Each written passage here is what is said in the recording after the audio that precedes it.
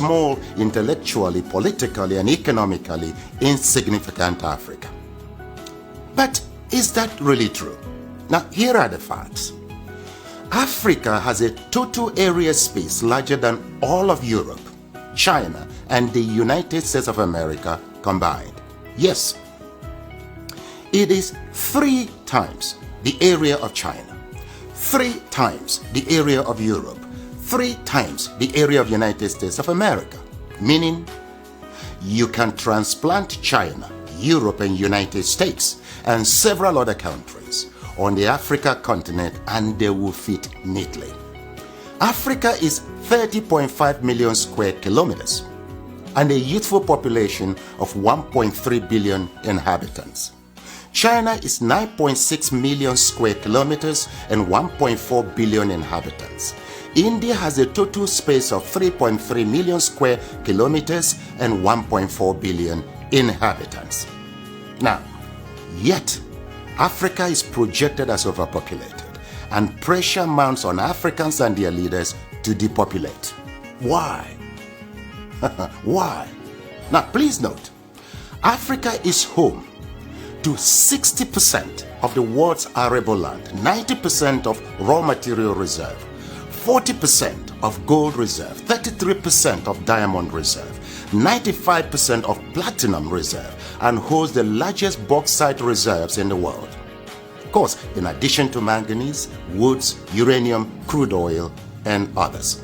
Yet, the continent is touted as the poverty capital of the world and ripe for depopulation. The question is, why? Well, President Jacques Chirac of France provides an illuminating insight.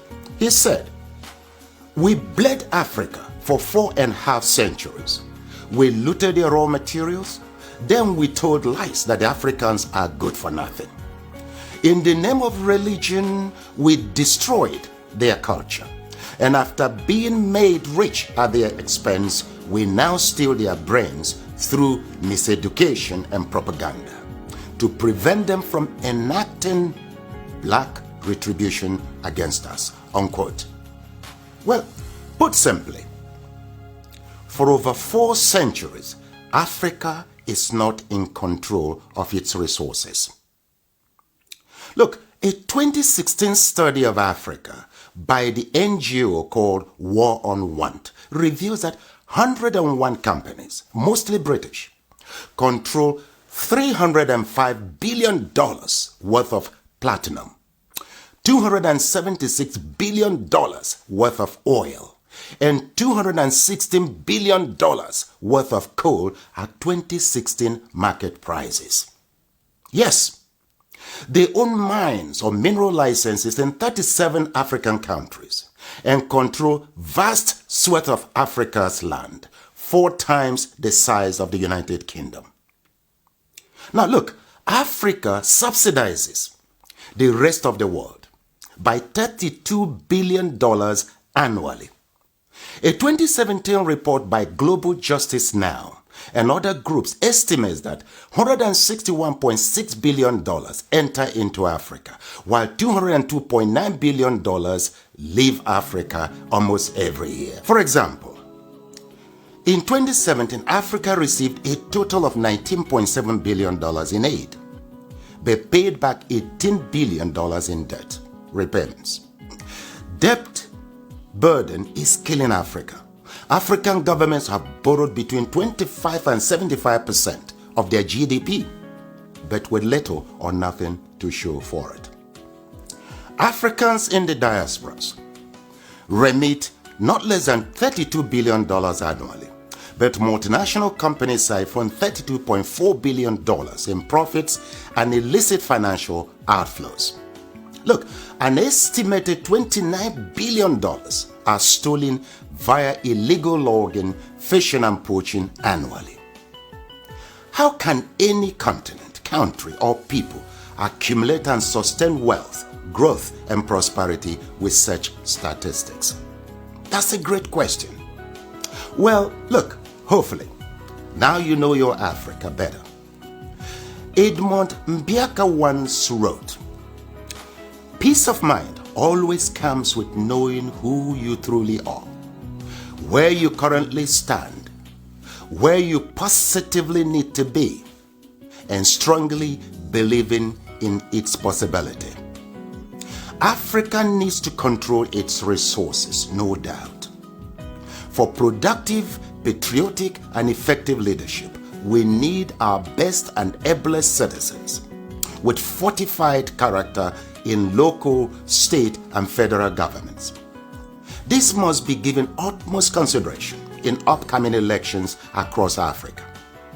Let me say it once more. Our problem is not the age of our leaders, but unfortified character.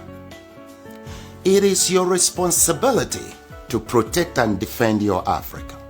The starting point is to educate and transform the mindset of our leaders and peoples.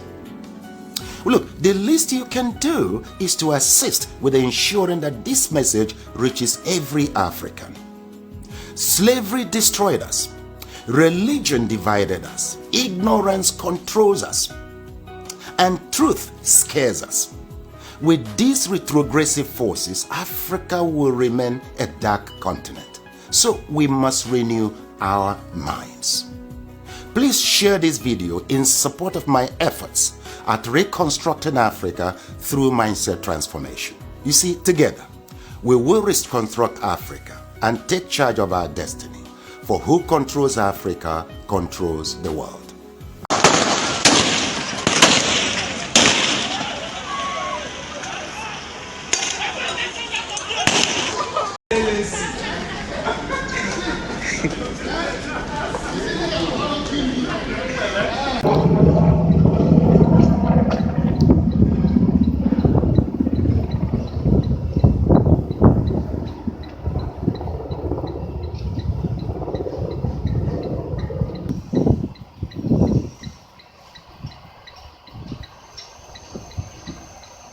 How can anybody say an Igbo man cannot be president of Nigeria and I will accept it?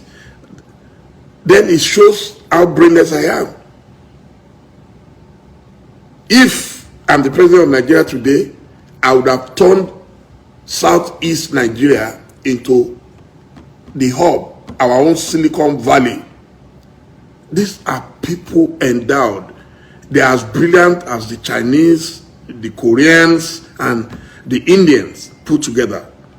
We have them. Why are we not using them? But because there was a civil war before and we said we have forgiven ourselves, and now, but you are forgiving yourselves, but an Igbo man cannot become anything in Nigeria, cannot be president, cannot be trusted to be Inspector General of Police, cannot be trusted.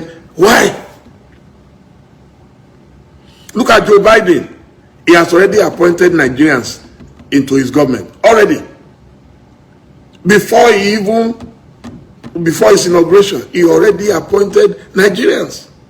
He didn't say, because they say Nigerians, so they are very corrupt people, all those stupid, sentiments that people express against us. He appointed them. Why? He saw their talent. He appointed the first black man. Now, Pentagon has a new Secretary of Defense. He's a black man. In Nigeria, you say an Igbo man cannot be Inspector General of Police, an Igbo man cannot be Chief of Army Staff, an Igbo man. Why? So if you don't want them, if you don't trust them, and they say they want to go, then so why are you then stopping them? Why are you stopping them? You don't want me, and you are saying, even slaves got freedom. These are people contributing to world economy, not just, listen, not Nigerian economy. The Igbos are contributing to world economy. There is no country I have been, I will not find an Igbo man either at the peak of academia, at the peak of business, at the peak of professions. They are everywhere. Medical doctors, surgeons, lawyers, bankers, they are everywhere. And then we come back to Nigeria, you are discriminating against them. And you are saying they will not agitate for their own nation. We are the ones causing the problem. If you want an Igbo man, then Bring them nearer and see they will not perform. In this Lagos today where we live, anything we want to do now, innovation, the first thing is, let's go to Computer Village. Who are the people controlling Computer Village? Let's go to Alaba. Who are the people controlling Alaba? Do you think people with empty brains can control those things that the Igbos control? Even with all this fight, Biafra, if you go to Kano today, without the Igbo selling spare parts, nobody will function. All the cars there will come to stand still.